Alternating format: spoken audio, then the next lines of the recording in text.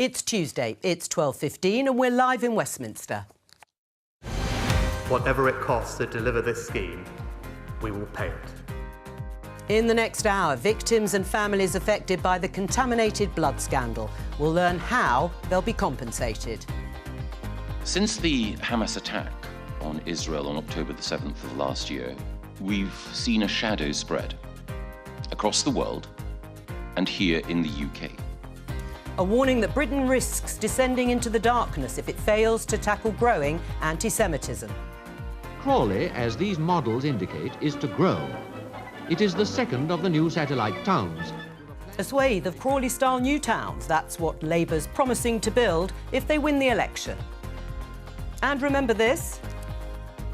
Families who have a third or subsequent child after April 2017 will not receive additional tax credit or UC support for this child. 7 years on, should the two-child benefits cap be scrapped? Joining us today, Conservative MP Sir Alex Shelbrooke, Labour MP Dame Siobhan McDonough, James Schneider, former advisor to Jeremy Corbyn, a member of Progressive International, and Emma Revel from the centre-right think tank, the Centre for Policy Studies. This is Politics Live.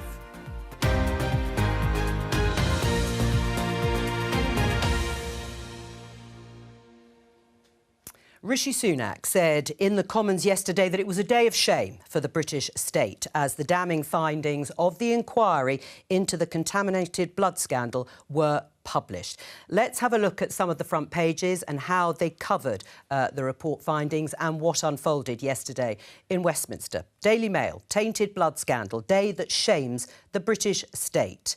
Let's have a look at how The Mirror covered it and followed the whole scandal. Maybe we can't bring you the front pages, but they talked about compensation. We might be able to show you. Here we go. Infected blood scandal. Make the guilty face justice. These are calls for compensation and those to be prosecuted who were involved in any of the cover-up that was outlined yesterday. And the Metro, chilling verdict on NHS catastrophe, 40 years of bloody cover-up. We heard the Prime Minister in the headlines there, but what does justice look like for the victims of the contaminated blood scandal? Starting with you, Alec. Well, look, I mean, I think there's been a universal welcoming of the Prime Minister's unequivocal apology yesterday on behalf of the state, which has happened over successive governments. And I think that the mood, certainly around Parliament, is to hope that John Glenn, when he does his announcement, actually outlines not just when what the compensation is, but when it's going to be paid, so that it's going to be brought to an end. Because, look, this is one of the biggest scandals, as has been outlined. And it's taken, decades for a government of any colour. It was 2017 when Theresa May pushed forward for it, and government after government's covered it up, and that's why I think it was right to apologise on behalf of the state, and lessons have got to be learned. But there's a lot more in that report other than just that, but we can come back to that. Yeah, well, what does justice look like, do you think, Siobhan? I mean, it was unbelievably moving, and we spoke to one of the relatives of someone who died. Her father died as a result of this scandal. And for her, there were a whole range of things that have to be done. What do you think justice looks like? I'm not sure justice is possible if your loved one has passed as a result of a condition that you inherited from receiving contaminated blood. What justice is there? Of course there needs to be compensation, but it doesn't compensate you for the loss of that person, for the experiences their family, their children had. There does need to be a criminal investigation, but given how far we're on, the likelihood of success you've only got to suspect is slim. But what we've got to do from the memory of these people is to look at how our organisations function. Groupthink, of always being suspicious of the person who says, hang on a minute, are you sure this is right? Why is it that in Ireland they were giving compensation back in 1995? You know, why is it that last year the chair of the inquiry said start giving compensation because 3 people are dying every week? Or why is it that the opposition parties had to get together last December to force a vote to get the mechanisms for compensation in place? I'm not making party political points No, here. because it did actually continue, obviously, all the way through successive Conservative and Labour governments. Obstacles that there are to challenging the accepted thought, to sustaining reputation rather than being constantly inquiring if you're doing the right thing. And do you accept, then, that despite the heartfelt apologies, failings of institutions like government, Whitehall, NHS, but governments, Labour and Conservative governments, failed? Well, I think the institutions, the governments did fail, but on all levels it's about how do you have a culture where you get things done, but at the same time you question the current accepted thought. I see it myself. I spend a lot of my time campaigning for treatments for glioblastoma brain tumours. And, you know, we see trials that can't be taken on board because doctors want to do things the way they've always done them.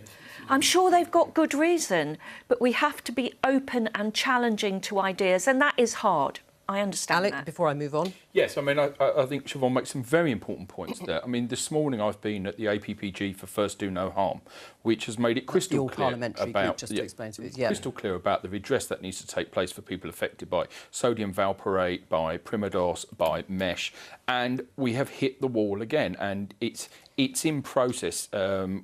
With speed.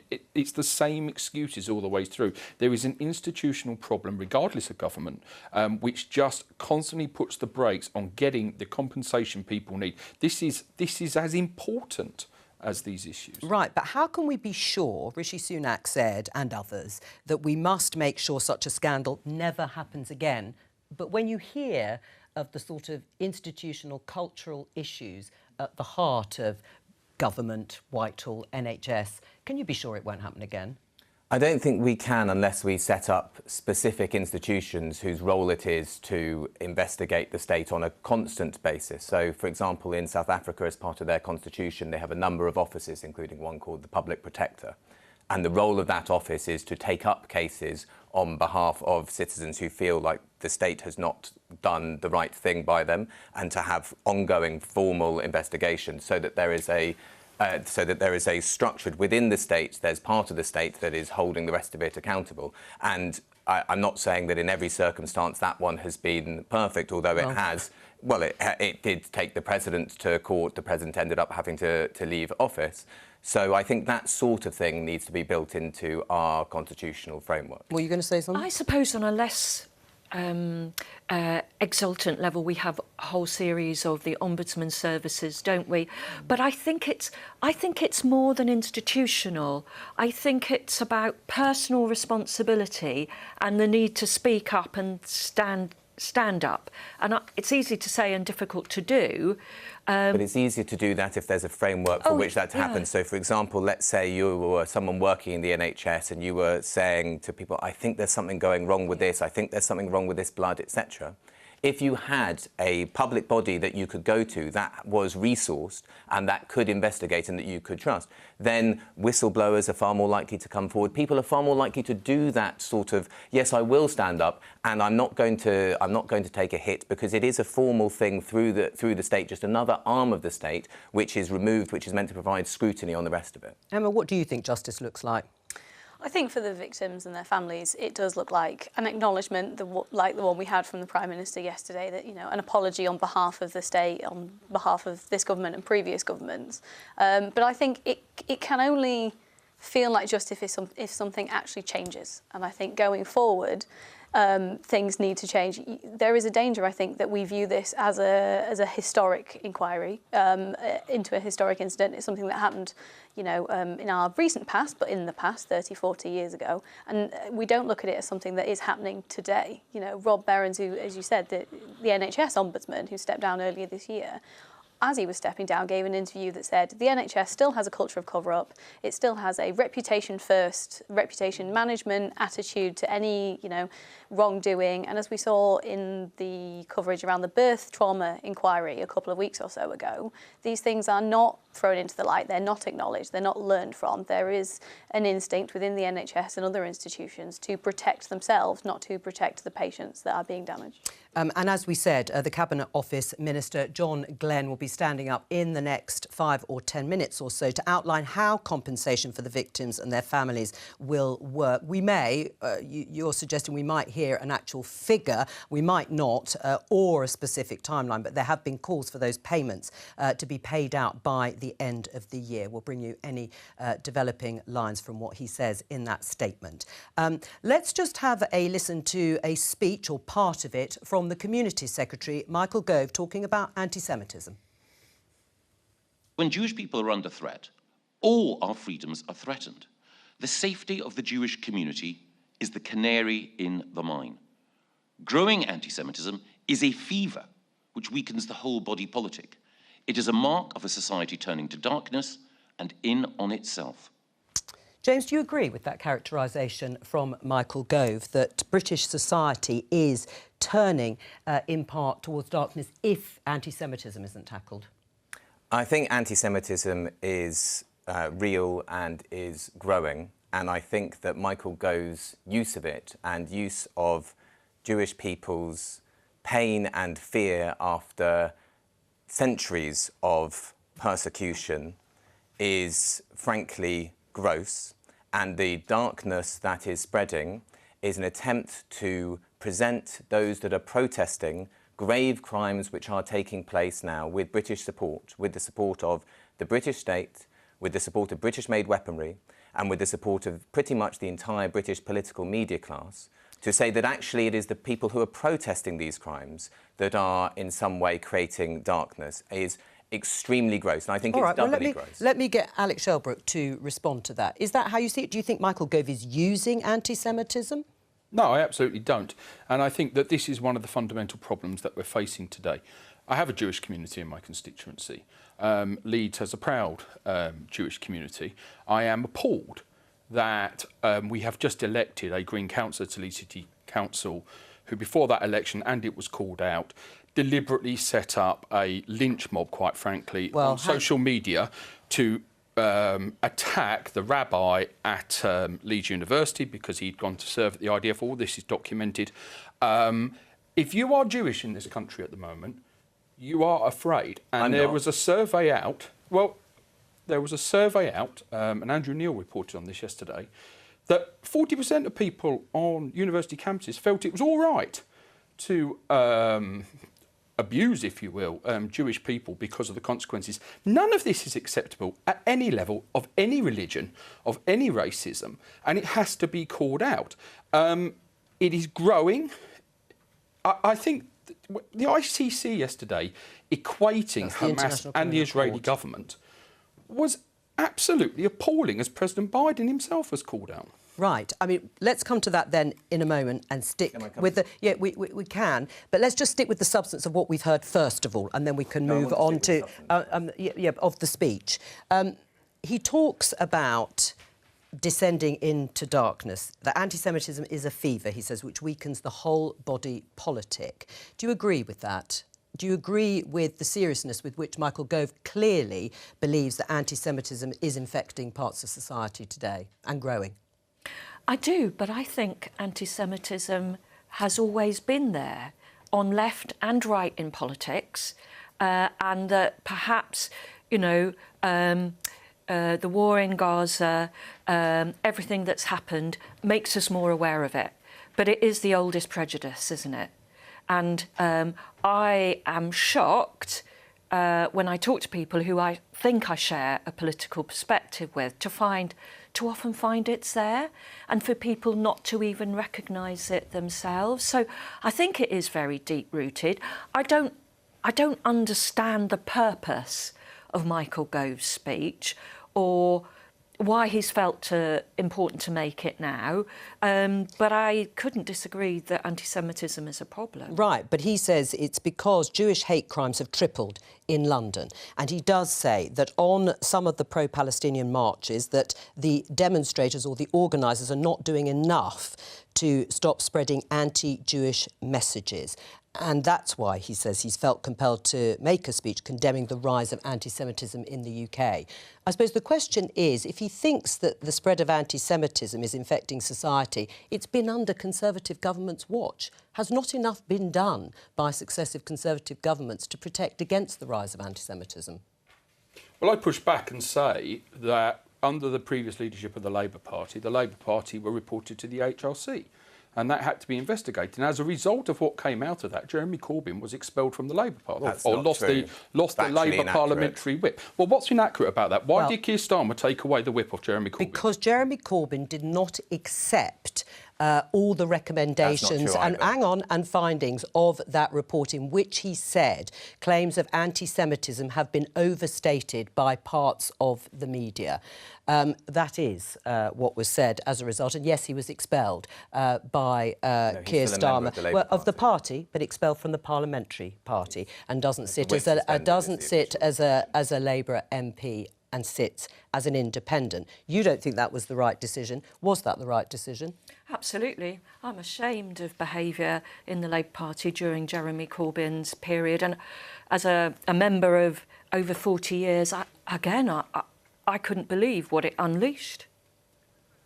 James? I'm shocked, I have to say, that I've come here and the day after the International Criminal Court says it issues arrest warrants for the leaders of Israel and the leaders of Hamas, that rather than discussing that, we are talking about historic things in the Labour Party, hang on, James.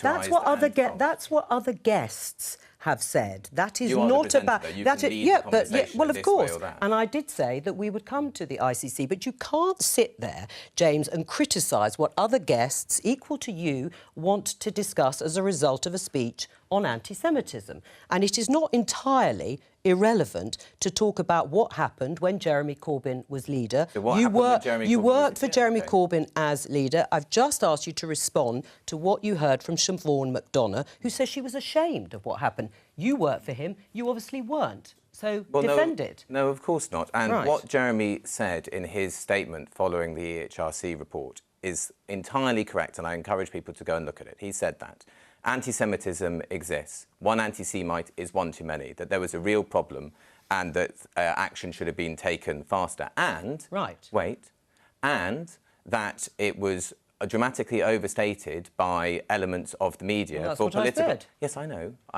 Let me finish. For political purposes. And that combination, and here's the important point, that combination caused real pain to Jewish people, must not be repeated. And this is what we're seeing with Michael Gove again today, and here is the connection.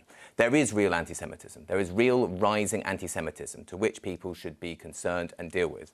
There is also trumpeted across our media and our politics, Jewish people being frightened, being told that these are hate marches. They are not hate marches. That apparently on campuses... Please wait. Apparently on campuses, people are full of anti-Semitic hatred. I went to one of the encampments the other day, and somebody recognised me from the encampment and came up and said, "You're Jewish, we're doing a series of talks from people on anti-Semitism to educate us about anti-Semitism. Will you come and talk about it?" Now, that, to me, does not seem like a place that is in any way frightening for Jewish people, and it is just that we are told that in the media, which is why people say that London is a no-go zone. Are you denying all the reports of Jewish people who have come forward to say they do feel intimidated? Not all Jewish people, and not all Jewish people feel that from all of the marches. But there is reporting extensively from university campuses and from those marches that does say Jewish people, some of them, feel afraid. Are you denying that? I'm not denying that what people's subjective experience might be. Of course not. What I'm saying is if from the floor of Parliament, for example, we're told by MP after MP that a call for genocide was projected onto the Houses of Parliament when it was not, then I would be... Then I would be extremely... That phrase is known to be an anti-Semitic trope. No, it is not. It is. No, it is and you know full well that the reason it was projected was to launch a very undisguised attack on the Jewish community. No, it wasn't. That was appalling that phrase was allowed to be put on the side of the House of Commons. Absolutely appalling. And that is leading to people feeling that they've got the right to be anti-Semitic. Hang on. Let me just inject, and I will let you... From the river to the sea is deemed to be anti Israel, anti the existence of Israel because of the creation of a state that would go from the River Jordan to the Mediterranean Sea. But it is not deemed by everyone to be anti-Semitic in that sense. James, did you want to respond? It's pure projection, as made again and again, that a call for freedom for all people who live in that geographic area is a call for ethnic cleansing and annexation. Just because that is the State of Israel's long-standing policy does not mean that to say from the river to the sea, Palestine will be free, is a call to expel or exterminate Jews. But that is the implication for many people. It is not the implication. It is for many people believe that. That is the main objective of Hamas. According to its 2017 it wants to destroy the state, the Jewish state of Israel. It doesn't want the State of Israel. Right, it doesn't want the Jewish state of Israel to exist. That is the stated aim of Hamas, deemed a terrorist organisation by the UK, US and several other countries. Emma, in the midst of this conversation, what did you make of Michael Gove making a speech about the rise of anti-Semitism and the risks to society?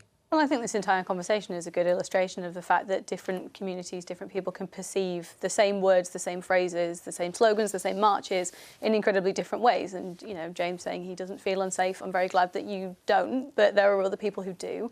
And if you have organisations that can say that, well, instances of anti-Semitism have tripled in 2023, the vast majority, I think 2/3 of which came after October 7th, you have stories of children in schools who, you know, tell their parents, I don't want to wear visible symbols of my religion anymore because things are shouted at me in the street. There was a journalist who, on his way to Michael Gove's speech this morning, said, tweeted that, you know, someone drove past the Jewish community centre where the speech was being held and shouted abuse about, you know, killing babies out of a car as he was driving past. These are concrete examples of something that, as Siobhan said, has always existed in society, but very much has become more open, more accepted, more easily seen since October 7th. And I think Michael Gove, as Community Secretary, is right to raise awareness of that fact. You brought up, both James and Alec, the International Criminal Court, which has announced it's seeking arrest warrants for Israeli Prime Minister Benjamin Netanyahu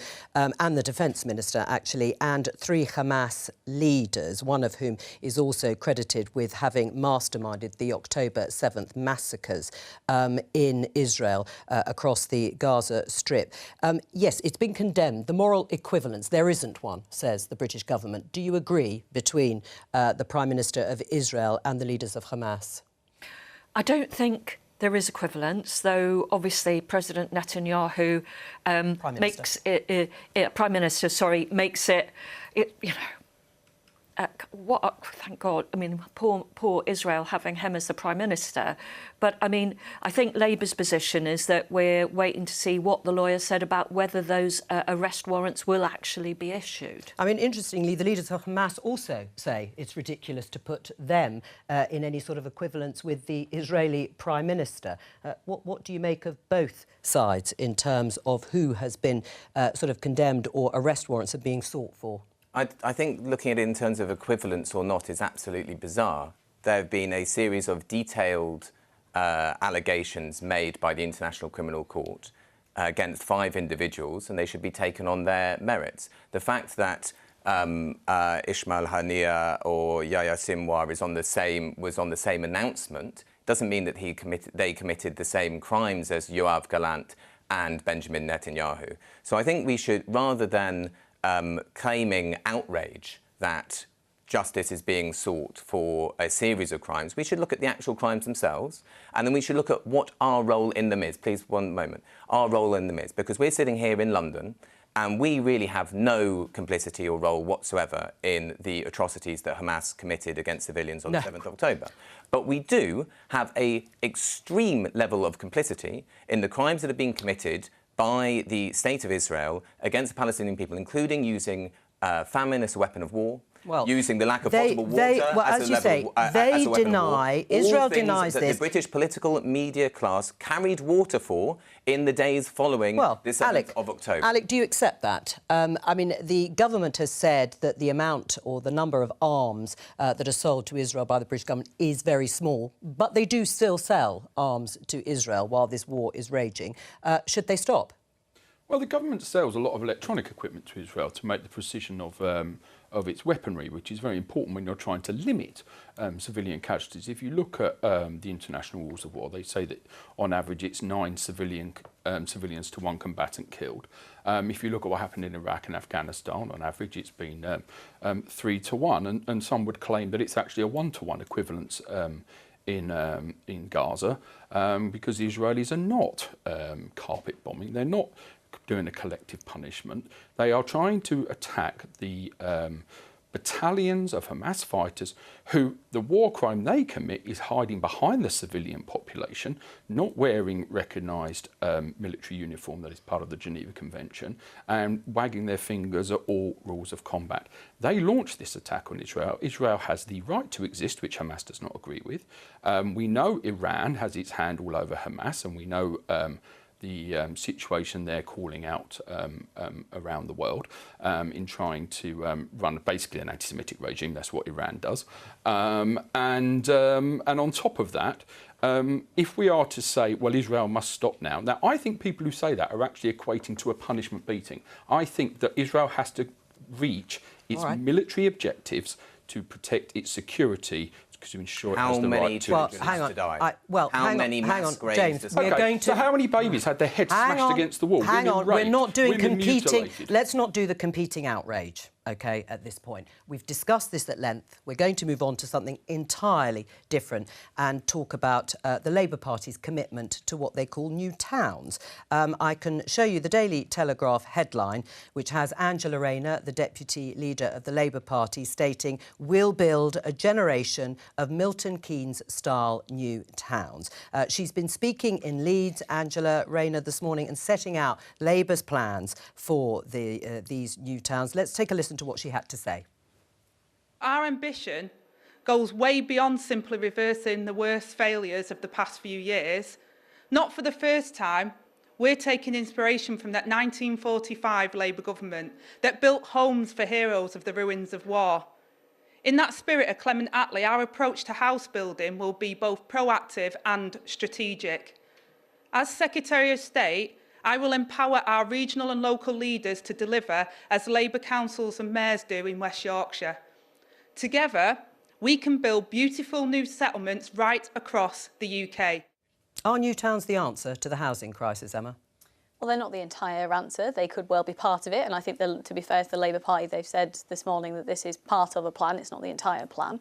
And I think, you know, any indication that a party is going to be more receptive to house building is needed, because at the end of the day, what we have in this country is a phenomenal housing crisis that impacts people all across the country, but especially in cities, London, Cambridge, Oxford, Bristol. Housing is increasingly unaffordable, regardless of the size of house you need or the type of area you want it in. So more house building, you know, is unequivocally a good thing. It's the only thing that's going to get house prices down. I think what will be key is the implementation of this policy. If we do see a Labour government where these new towns are, if they're sort of plonked in the middle of nowhere where people don't really want to live, that doesn't have the infrastructure to support it, well, that's not actually where we need houses. We need them close to jobs, close to where people already want to buy houses. So, you know, it's good. It's a good headline. The implementation will be key. Right. Is it just a slogan? We don't know where they're going to be built. You won't know yet either. They obviously haven't been decided. But what is the metric, the infrastructure going to be for them? Well, I'm sure we can make an educated guess where they're going to be. We can be fairly sure they're going to be in the Cambridge conurbation. We're going to look at large land spaces that are available. As Emma says, they're not the total solution to our housing crisis. I think the Resolution Foundation said this week that the UK has the largest homelessness problem in the world. You know, unless we start building on all sorts of policies. Last night in the House of Commons, I had a debate on temporary accommodation for homeless families. We have 142,000 children currently living in temporary accommodation. And I am sure that I could take any member of this panel to that accommodation and you would not put your pet in it, let alone put a human being in it. And it's a problem that we are not going to resolve without houses being built. Will it cause controversy? Of course it will. Yeah. But is it absolutely imperative to those families, the next generation and our economy? Yes, it is. Alec, you were nodding away there. Yeah, because I agree. I think I think for too long we have not built enough houses. I think that is something of the 21st century, quite frankly. I look across my constituents, I see large estates built throughout the 70s and the 80s, and I wonder to myself, how was that done? I remember the adverts with the Barrett's Wimpy helicopter going across talking about new estates. None of these things have been happening. Now, I've had lots of these are Conservative governments. Well, I've had lots of developments take place in my constituency, which I haven't opposed, and I've tried to find positive ways forward. I think it was a mistake of the government when it changed hands to get rid of the housing targets that came in. I think anybody who doesn't feel that we need more housing is quite frankly wrong. How it is going Alex, to can be you talk delivered? To Michael Gove about well, I mean, I do.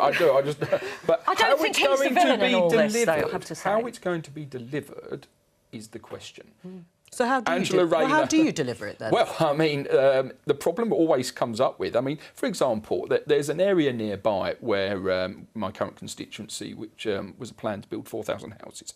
But two of the landowners have pulled out of that. There's huge local opposition to it. And I very much doubt it will get built. And the question is, I mean, personally, I think that house building targets were important. There's been so many things done. You disagree with Rishi Sunak dropping it, or certainly the sanction if you didn't. I always did disagree. Yeah. I think Liz Truss was right to put in a 300,000 a year housing target. I think that people recognise we need more housing, and I think that it's all very encouraging what the opposition is saying. But I come back to how are you going to do it? Because there's so many barriers you run into along the way. Where's the spirit of the 70s and the 80s where huge estates were built? That hasn't happened in the 21st century. Right. Well, perhaps we can remind people of the spirit of the 1940s. You can see BBC footage that we're going to show you, I hope, of the then Princess Elizabeth visiting Crawley New Town in Sussex in 1950. Crawley was designated as a new town in January 1947. It was the second of the new satellite towns and built to have a population of 50,000. Modern housing estates and factories. The Princess was there to open the new road through the industrial centre. That was obviously 1950, but how are you going to recapture the spirit of building the sorts of new towns that Alec has talked about in the 70s and 80s?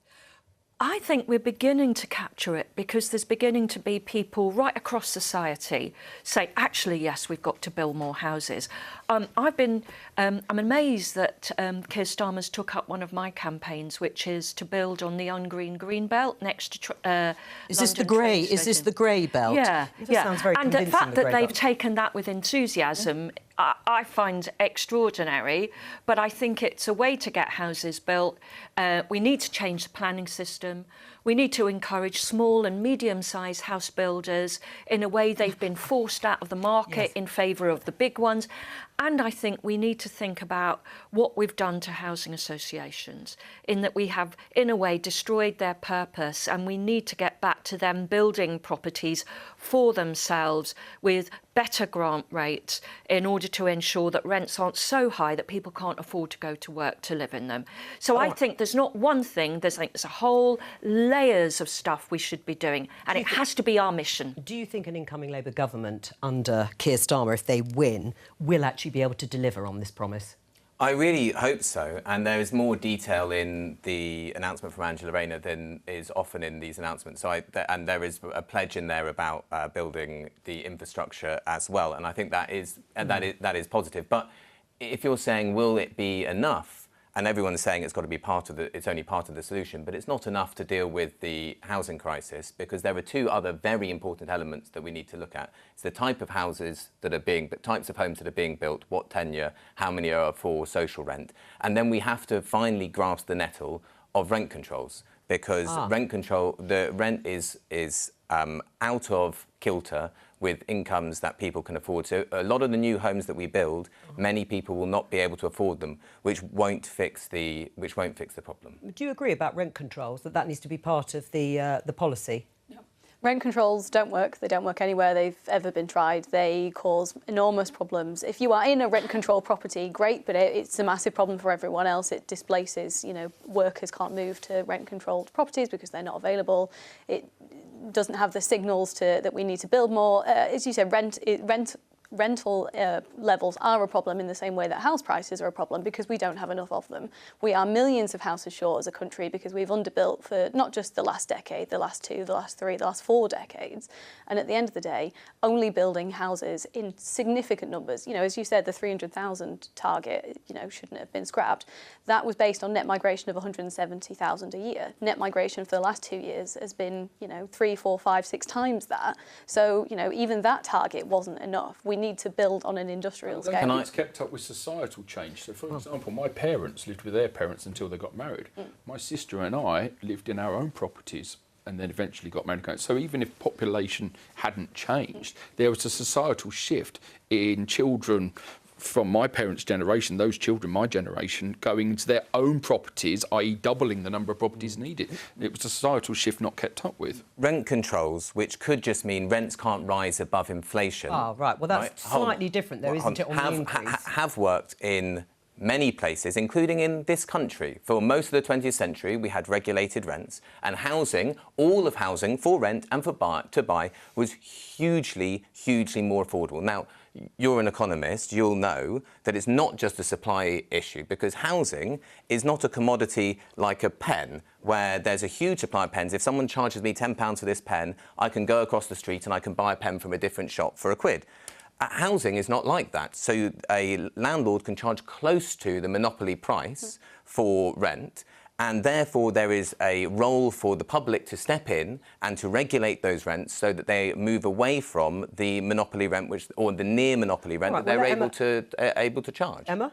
Well, that is true because we don't have anyone objecting to the creation of pens. We can, pen companies exist. You can have as many pens as you like because you don't have NIMBYs saying, oh, I don't want more pens in my area. We've got enough pens. My kids don't need pens. They'll live with me until they're 40. I agree that, as someone renting in the edge of Zone 1, Zone 2, I very much understand how difficult it is. But the underlying problem behind all of that is that we haven't built enough houses. So actually anything other than building more homes isn't tackling the root cause of the problem. All right, very briefly, and then we've got to move. I also think we've got to say what is the role of private renting and what is the role of social housing.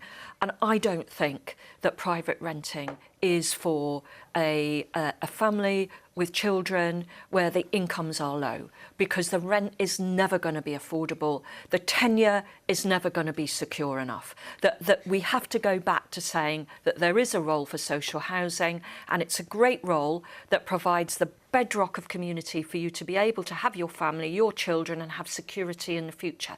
It's just this lack of security that so many children have when they move time after time after time, move their school, move their friends, move their family.